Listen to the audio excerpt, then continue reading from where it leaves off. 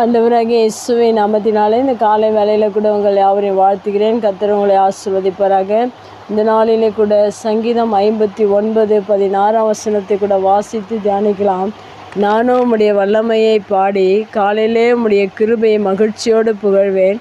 எனக்கு நெருக்கம் உண்டான நாளிலே நீர் எனக்கு தஞ்சமும் உயர்ந்த அடைக்கலமும் ஆனீர். மிக அருமையான வேதவசனம். இந்த வேதவசனத்தில் முதல் பகுதியில் கூட நானும் என்று சொல்லப்பட்டிருக்கிறது. மெய்யாகவே தாவீது அவருடைய வாழ்க்கையில் செய்த காரியங்களை இங்கே நானும் என்று சொல்லி மிக அருமையாக இந்த வசனத்தை அவர் எழுதியிருக்கிறார்.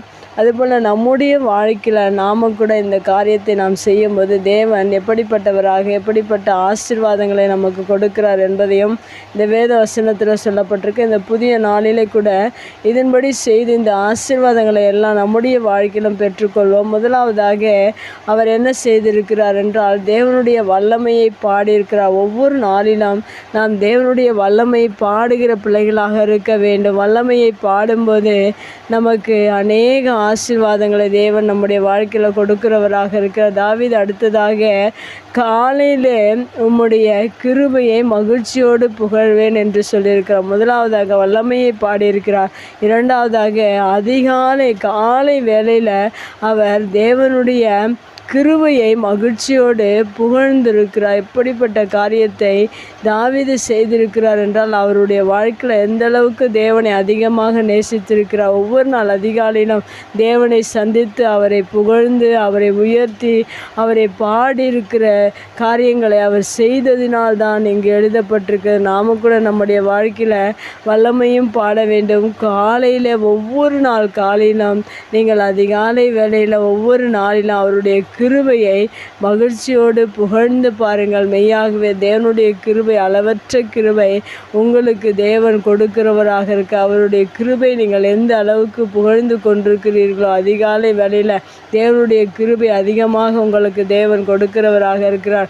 அந்த கிருபை அந்த நாள் முழுவதும் உங்களை தொடர்ந்து கொண்டே இருக்கு. 23ஆம் சங்கீதம் கடைசி வசனத்தில் கிருபை என்னை தொடரும் என்று தாவீது சொல்லியிருக்கிறார். நீங்கள் புகழ்ந்து கிருபையை பாடும்போது அந்த கிருபை அந்த நாள் முழுவதும் தேவன் கொடுத்து உங்களை ஆசீர்வதிக்க வல்லவராக இருக்கிறார். அடுத்ததாக தாவீது என்ன சொல்லியிருக்கிறார் என்றால் எனக்கு நெருக்கமுண்டான நாளிலே என்று சொல்லப்பட்டிருக்கிறது. மெய்யாகவே இந்த பூமியில் அநேக நெருக்கங்கள், அநேக பிரச்சனைகள், அநேக இன்றைக்கு துன்பங்கள், நெருக்கங்கள் வரும்போதெல்லாம் அநேக தேவனை புகழ்வதையும் பாடுவதையும் மறந்து விடுகிறார்கள். ஆனால் தாவீது அவருடைய வாழ்க்கையில் அவர் சொல்லியிருக்கிற காரியத்தை நாம் யோசிக்கும் போது சற்று யோசித்தால் உங்களுடைய நெருக்கத்திலும் நீங்களும் இப்படிப்பட்ட காரியத்தை செய்ய வேண்டிய எனக்கு நெருக்கமுண்டான நாளிலே நீர் எனக்கு தஞ்சமும் உயர்ந்த அடைக்கலம் ஆனீர் என்று தாவீது சொல்லியிருக்கு. அதுபோல் உங்களுடைய வாழ்க்கையிலும் நெருக்கம் உண்டான நேரத்தில் நீங்கள் சோர்ந்து போகாதீர்கள். உங்களுக்கு அவர் தஞ்சமாகவும் அவர் அடைக்கலமாகவும் இருக்கிறார். எப்பொழுது என்றால் நீங்கள் வல்லமையை பாடும்போது கிருபையை காலையிலே புகழும்போது தேவன் உங்களுக்கு நெருக்கம் உண்டான நேரங்களில் உங்களுக்கு தஞ்சமாகவும் அடைக்கலமாகவும் இருக்கிறார். அநேக நெருக்கங்கள் வருகிறது.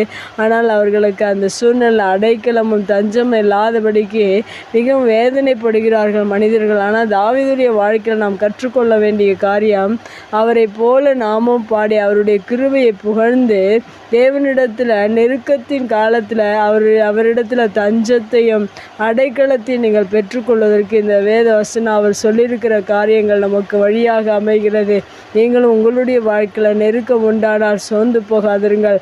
பிரச்சனை வருகிற நேரத்தில் சோர்ந்து போகாதிருங்கள். உங்களுடைய வாழ்க்கையில் நீங்கள் ஒவ்வொரு நாளும் அவருடைய வல்லமையை பாடுங்கள். அவருடைய கிருபையை காலையில் புகழ்ந்து பாடுங்கள். கர்த்தர் மெய்யாகவே உங்களுடைய வாழ்க்கையிலும் தேவன் இப்படிப்பட்ட அதிசயங்களை அற்புத அடைக்கலமாகவும் தஞ்சமாகவும் இருந்து உங்களை வழிநடத்த வல்லவராக இருக்கிறார். கண்களை முடிச்சிருக்கலாம். எங்கள் அன்பு தகப்பனே, இந்த அருமையான வார்த்தைக்காக நன்றி செலுத்துகிறோம். தாவீதுடைய வாழ்க்கையில் அவர் செய்தது போல நாங்களும் செய்யும்படியாக நீர் இந்த வேத வசனத்தை இந்த புதிய நாளிலே கொடுத்ததற்காக நன்றி செலுத்துகிறோம். நாங்கள் காலையிலே உம்முடைய கிருபையை புகழ்ந்து பாட நீர் எங்களுக்கு உதவி செய்வீராக. உங்கள் வல்லமையை ஒவ்வொரு நாளும் பாடி துதிக்க நீர் தாவீதுக்கு கொடுத்த கிருபை போல எங்களுக்கும் நீர் கொடுத்து ஆசீர்வதிப்பீராக.